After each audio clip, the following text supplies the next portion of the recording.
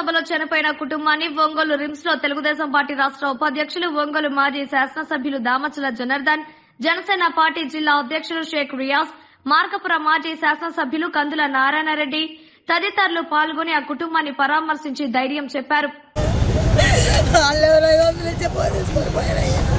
నా బిడ్డ నాకు లేకుండా పోయాడయ్యా, ఈ బిడ్డల రోడ్డెక్కించారయ్యా, మాకు న్యాయం చేయండి. నమస్కారాలు. ఏదైతే నిన్న ఈ సైకో ప్రభుత్వం సిద్ధం అనే ఒక కార్యక్రమం మేదరమిట్టల దగ్గర పెట్టారు.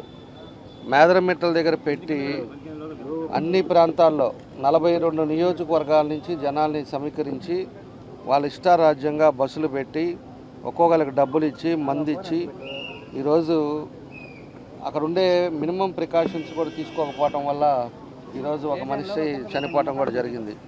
ఆ మనిషి వాళ్ళ అమ్మని, అదేవిధంగా అతనికి 2 కొడుకులు ఉన్నారు. ఒక అబ్బాయి 7, ఒక అబ్బాయి 6 చదువుతూ ఉన్నారు. వాళ్ళ వైఫ్ని వాళ్ళందరితో కూడా మాట్లాడాం. ఈరోజు మేము తెలియజేస్తుంది, పోయినసారి కందుకూరులో ఏదో జరుగుతున్న దాన్ని తోపులాట్లో ఒకరి మీద ఒకరు పడి చనిపోతే దాన్ని పెద్ద రాజ్యాంగం చేసి వాళ్ళ ఇష్టారాజ్యంగా అప్పుడు అక్కడ ఉండే ఇన్ఛార్జి నాగేశ్వరరావు గారి పేరు కూడా కేసు పెట్టి దాన్ని భూతద్దం మీద చూపించాడు. ఇప్పుడు దీనికి ఏం చేయాలని చెప్పేసి నేను అడుగుతున్నా. అధికారం మీ దగ్గర పెట్టుకొని పోలీసు వాళ్ళు 4500 మంది పోలీసులను పెట్టి హైవే కూడా దిగ్బంధం చేసి హైవేలో ప్రయాణించే వాళ్ళందరినీ కూడా దీనికి కారణంగా ఒక 100-150 కిలోమీటర్లు అదనంగా తిప్పి ఈరోజు నువ్వు పెట్టిన మీటింగ్ వల్ల ఉపయోగం ఏంటి అని చెప్పేసి మేము అడుగుతూ ఉన్నాం. అంటే నీ అవినీతి భాగవతం కోసం, అవినీతి కోసం నీ ఇష్టారాజ్యంగా 10 లక్షల మంది 15 లక్షల మంది జనాలు వస్తారులే అని చెప్పేసి ఇష్టం వచ్చినంగా చూస్తే అక్కడ 2 లక్షల లోపు అక్కడ కూడా జనాలు కూడా రాలా, నువ్వు ఎంత డబ్బులు ఇచ్చి ఎంత చేసినా కూడా. ఈరోజు మినిమం పేదవాళ్ళు ఎంతోమందిని ఇక్కడి నుంచి తీసుకెళ్లేటప్పుడు వాళ్ళని జాగ్రత్తలు తీసుకోవాల్సిన బాధ్యత లేదా అని చెప్పేసి మేము అడుగుతూ ఉన్నాం. కాబట్టి దీని మీద మొదటి ముద్దాయిగా జగన్ రెడ్డిని దాని మీద కేసు పెట్టాలని చెప్పేసి కూడా మేము కోరుతా ఉన్నాం. ఎందుకంటే జగన్ రెడ్డి ఏదైతే మన పోయినసారి నియోజకవర్గాల మీద జరిగిన పొరపాట్ల మీద కేసులు పెట్టారో దీనికి ఆయనదే కాబట్టి మొదటి ముద్దాయిగా ఆయన మీద ఎఫ్ఐఆర్ బుక్ చేయాలని చెప్పేసి కూడా ఈ పోలీసు వ్యవస్థను కూడా మేము కోరుతా ఉన్నాం. రేపు రాపోయినా కూడా రేపు 4వ రోజు ఏం చేయాలనేది కూడా మేము కూడా చట్టపరంగా నిర్ణయాలు తీసుకుంటామని చెప్పి కూడా మేము తెలియజేస్తూ ఉన్నాం. అదేవిధంగా ఏదైతే కార్మిక సంఘం వాళ్ళు ఉన్నారో అదేవిధంగా మున్సిపాలిటీలో పోయినసారి తెలుగుదేశం టైంలో కూడా అతను మున్సిపాలిటీలో పనిచేస్తూ ఉన్నాడు. ఆ తర్వాత మళ్ళా కొన్ని తెలుగుదేశం అని చెప్పి తీసేస్తే మళ్ళీ ఆయన్ని తీసుకున్నారు. మొన్న వేరే కారణాలు తీసుకొని అతన్ని మళ్ళీ ఉద్యోగం ఈరోజు మున్సిపాలిటీలో పనిచేస్తూ ఉన్నాడు. కాబట్టి అతనికి ప్రభుత్వం కూడా ఇమీడియట్గా అతనికి ₹1 ఎక్స్‌గ్రేషియా ఇవ్వాలని చెప్పేసి కూడా మేము తెలుగుదేశం పార్టీ తరఫున, జనసేన పార్టీ తరఫున మేము డిమాండ్ చేస్తూ ఉన్నాం. ఎందుకంటే వాళ్ళకి ఇల్లు కూడా లేదు, పేదవాడు ఏదో ఉద్యోగాలు చేస్తూ ఉంటే దాన్ని ఈరోజు కావాలని చెప్పేసి అక్కడ ప్రోగ్రామ్ కని తీసుకెళ్ళేసి అతని చావుకు కారణమైంది ఈ ప్రభుత్వం అని చెప్పి కూడా మేము తెలియజేస్తూ ఉన్నాం. కాబట్టి వాళ్ళ భార్య కూడా 10th క్లాస్ చదివింది కాబట్టి ఆమెకి ఒక ఉద్యోగం ఇవ్వాలి. అదేవిధంగా పిల్లల్ని చదివించాల్సిన బాధ్యత కూడా ఈ ప్రభుత్వం మీద ఉంది. కాబట్టి వాళ్ళందరికీ కూడా వాళ్ళకి ఒక స్థలం కూడా లేదు కాబట్టి స్థలం ఒకటి ఇచ్చి వాళ్ళకి ₹1 ఎక్స్‌గ్రేషియా కూడా ఇవ్వాలని చెప్పేసి కూడా మేము ఈ సందర్భంగా మేము ప్రభుత్వం మీద డిమాండ్ చేస్తున్నాం.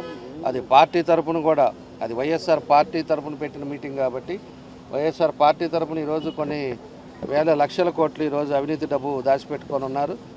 దాన్ని చూసైనా సరే పేదవాడు మీకోసం మీ మీటింగ్ అని చెప్పి తీసుకెళ్ళిన కాబట్టి వాళ్ళకి ఇమీడియట్గా వాళ్ళకి అది శాంక్షన్ చేయాలని చెప్పేసి కూడా ఈ ప్రభుత్వాన్ని, సైకో జగన్ రెడ్డిని, ఇక్కడ స్థానికుల్ని వాళ్ళందరినీ కూడా మేము తెలుగుదేశం జనసేన తరఫున డిమాండ్ చేస్తూ ఉన్నాం.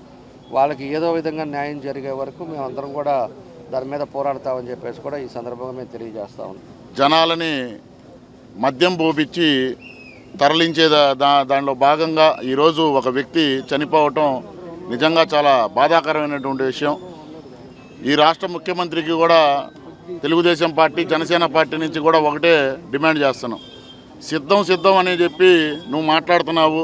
మనుషులు ప్రాణాలు తీయడానికి నువ్వు సిద్ధపడినట్టుంది, కానీ నువ్వు ఆంధ్ర రాష్ట్ర ప్రజలకి మంచి చేయడానికి సిద్ధంగా లేవని చెప్పేసి మేము చెబుతున్నాం. ఇప్పుడు ఆ యొక్క కుటుంబం ఈరోజు వీధిన పడింది. మరి ఆ కుటుంబాన్ని నువ్వు ఆదుకుంటావా లేకపోతే నీ పార్టీ వాళ్ళు ఆదుకుంటారో సమాధానం చెప్పాల్సినటువంటి అవసరం ఉంది. అలాగే ఇక్కడ ఉన్నటువంటి శాసనసభ్యుడు బాలినేని శ్రీనివాసరెడ్డికి కూడా మేము చెప్తున్నాం.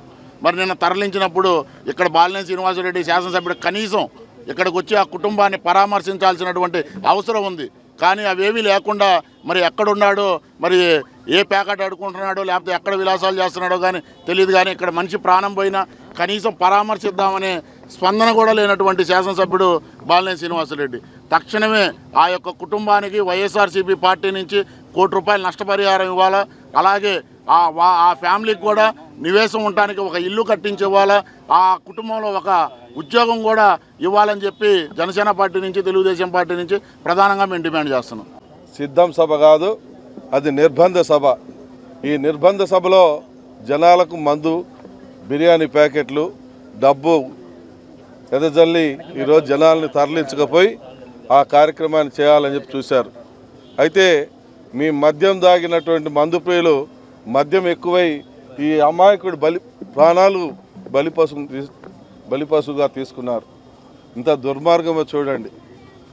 మీరు దాగిన మందు, మీ మందు వల్ల ఈరోజు ఎన్ని ప్రాణాలు పోయాయో, ఎన్ని రకాలుగా ఇబ్బందులు పడ్డారో, కొన్ని వేల లారీలు ఎన్ని రకాలుగా ఖర్చులు అధికమయ్యాయో, ఎంతమందికి మీరు ట్రాఫిక్లు తరలించడం వల్ల ఎన్ని రకాలుగా నష్టాలు జరిగాయో ఒక్కసారి మీరు ఆలోచన చేయమని చెప్పి మేము అడుగుతా ఉన్నాం.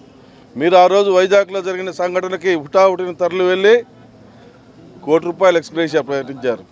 మరి ఈ కార్మికుడు, నిరుపేద కుటుంబమైనటువంటి ఈ కార్మికుడిని ఆదుకోవటానికి కనీసం మీ తరపు నుంచి ఒక్కరు కాకపోతే ఒక్కళ్ళన్నా వచ్చి పరామర్శించినటువంటి పరిస్థితి లేదు. తెలుగుదేశం పార్టీ, జనసేన పార్టీ తరపు నుంచి మేము డిమాండ్ చేస్తూ ఉన్నాం. తప్పకుండా ఆ కుటుంబానికి ₹1 కోటి ఎక్స్గ్రేషియా ఇవ్వాలా. అలాగే ఒక ఇంటి సౌకర్యం కల్పించాలా. ఆ కుటుంబంలో ఒక ఉద్యోగం ఇచ్చి ఆ యొక్క ప్రాణాలని, ఆ యొక్క కుటుంబాన్ని కాపాడమని చెప్పి మేము ఈ సందర్భంగా డిమాండ్ చేస్తూ ఉన్నాం.